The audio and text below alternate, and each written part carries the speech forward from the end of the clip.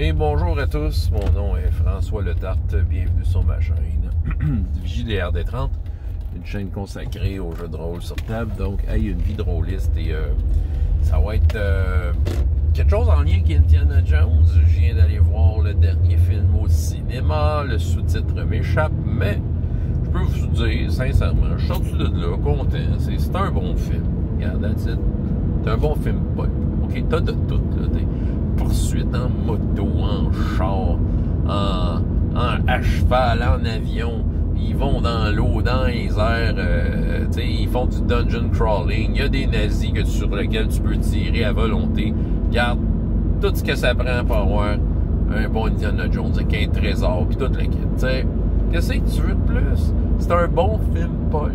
OK, puis pourquoi là j'ai l'air d'insister de même puis je passe? Parce que regarde, c'est toi qui est sorti ce film-là, là. C'est que j'ai su qu'il était sorti. Tout ce que je voyais, je sais pas pourquoi je dis ça, juste du monde qui chiale sur les réseaux sociaux. Qu'est-ce que c'est ça, Simonac? Fermez vos gueules. Objectivement, c'était bon. Regarde, objectivement, fermez vos gueules.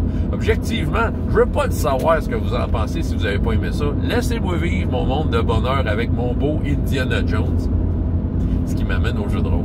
Bon, maintenant que j'ai fait mon billet sur le dernier Indiana Jones, allez le voir, c'est bon si vous l'avez pas vu. Bon, right.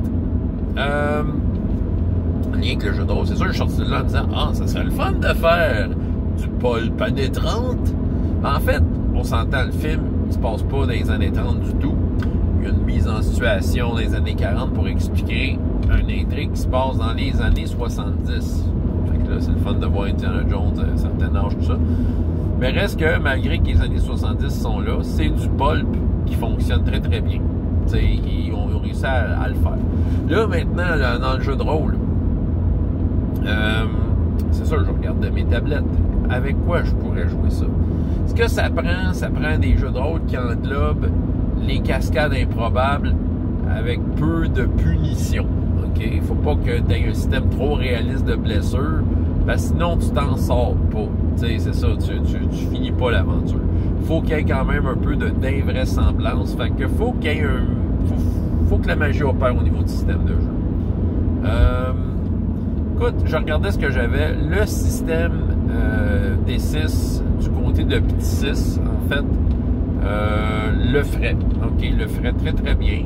Parce que tu peux jouer avec les difficultés, premièrement. Oui, tu perds des points de vie, mais tu sais, souvent, justement, il y a le côté pulp où, tu sais, quand tu arrives à 0 point de vie, OK, t'es comme ce qu'on appelle t'es restreint, donc tu perds un dé, tu sais, c'est ça. Faire tes trucs. Mais tu sais, que la guérison peut être pas si pire. Tu peux quand même rester pas mal dans l'action. Puis, tu sais, de jauger facilement là, comment t'es capable d'en prendre. Mais le jeu, il n'est pas trop punitif. Je pense que c'est bon. J'ai un jeu qui est vraiment fait pour le pulp qui s'appelle Cheap Tales. Cheap Tales, lui, c'est une autre affaire. Quoi. Ça, c'est le Grumpf. Le Grumpf est comme en vedette soudainement, là, mais c'est ça. Le Cheap Tales, c'est le Grumpf qui a fait un hack de Barbarians of Lemuria. Je ne l'ai pas essayé encore. Je l'ai lu rapidement. Je pourrais prendre le temps de le lire, juste voir si justement la mécanique de Barbarians of Lemuria pourrait m'aider à faire ça, tu sais, à faire une poursuite dans laquelle il se passe plein d'affaires, plein d'actions, tout ça. J'ai pensé à Savage Worlds, mais il faudrait que je trouve un Savage Worlds qui est moins punitif. Parce que Savage Worlds, je vais te dire, aussitôt que tu as des blessures, ben, t'es pas trop dans la course, tu sais. Faudrait que ça revienne plus vite, t'es shaken. Je sais pas comment il l'appelle en français, mais tout ce que tu as une blessure, t'es comme étourdi, puis il faut que tu te désétourdisses. Fait que, tu sais, pendant que tu te désétourdis, ben, tu peux recevoir des claques. Remarquez qu'il peut y avoir quand même un côté pulp à ça. On peut quand même faire de quoi de film avec Savage Worlds. Je trouve peut-être un brin punitif. Ben, écoute, avec des joueurs willing, si on veut, je dirais avec, voyons, True 20 le ferait bien. Le True 20, c'est juste qu'il faut que tu prends des joueurs prêts à étudier l'arbre des feats pour essayer de trouver un combo qui pourrait bien puncher. Qu'est-ce que j'aurais d'autre dans ma bibliothèque qui pourrait bien le faire?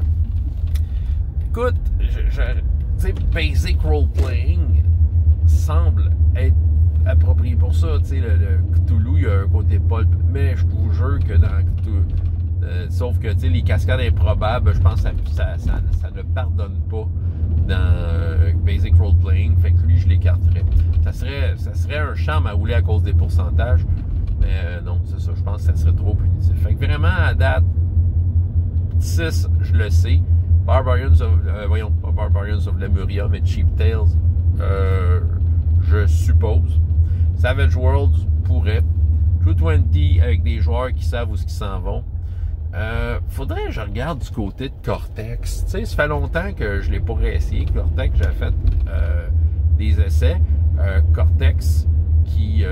là, c'est pas Cortex Prime. Je sais qu'il y a Cortex Prime qui roule ces temps-ci. Cortex, le classique, je pense qu'il pourrait le faire. Tu sais, le système de dommage, bon, il est un peu rough, mais en même temps, je pense qu'il y a moyen de l'ajuster, si je me trompe pas. Mais c'est ça.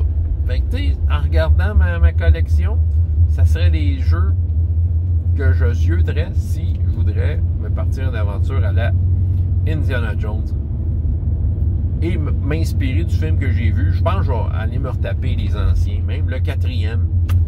Ben oui, qui n'a pas marché parce que c'est des Russes, pas des nazis. Mais c'est pas grave, je vais aller me le retaper parce que tu sais, peut-être que ça va me donner le goût de... Qui sait? De toute façon, ne serait-ce que pour l'exercice divertissant de réécouter ces films-là, ben voilà, ce n'est que du positif. Voilà, François Letarte, JDR des 30, et jusqu'à la prochaine fois. Ayez autant de plaisir dans la vie que dans les jeux. Au revoir.